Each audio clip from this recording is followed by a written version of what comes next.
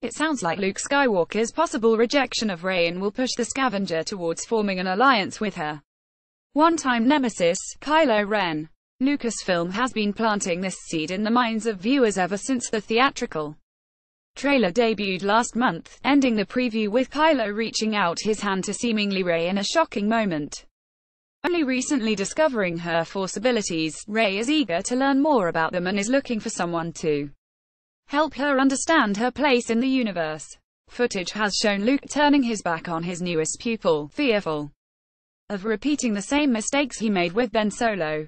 If it's time for the Jedi to end and the light side isn't the right way, then perhaps the dark side of the Force is the path for Rey to follow. We know that she encounters Supreme Leader Snoke, facing a grueling test to determine her usefulness as an ally to the First Order. Since the sequel trilogy is Rey's journey, the question of where her allegiances ultimately lie will serve as the main crux of the narrative, and that unlikely partnership hinted at in the trailer is very much in the cards. Related, check out the latest Last Jedi images as part of continuing coverage of The Outlet did a feature on the Rey-Kylo Ren dynamic, and how the two are more similar than they realize. Daisy Ridley described her character's journey: "This is very much about Rey trying to figure out how she fits into all this, much like any of us as we're growing up, as we're transitioning from childhood into adulthood. You're going meet people who you think are going help who don't. And help is also going come from unexpected places.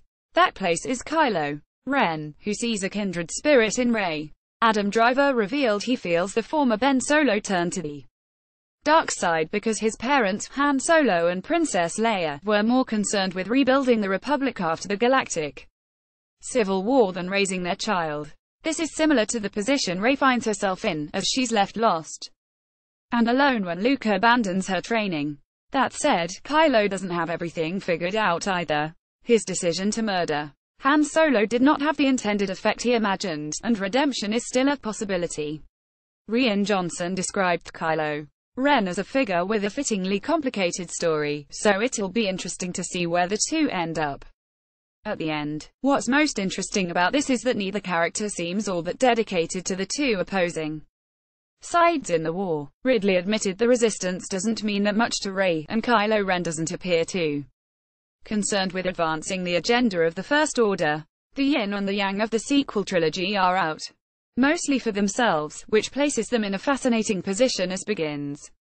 Fortunately, fans don't have much longer to wait until the saga continues. More Millennium Falcon has ghosts for Luke, or CW.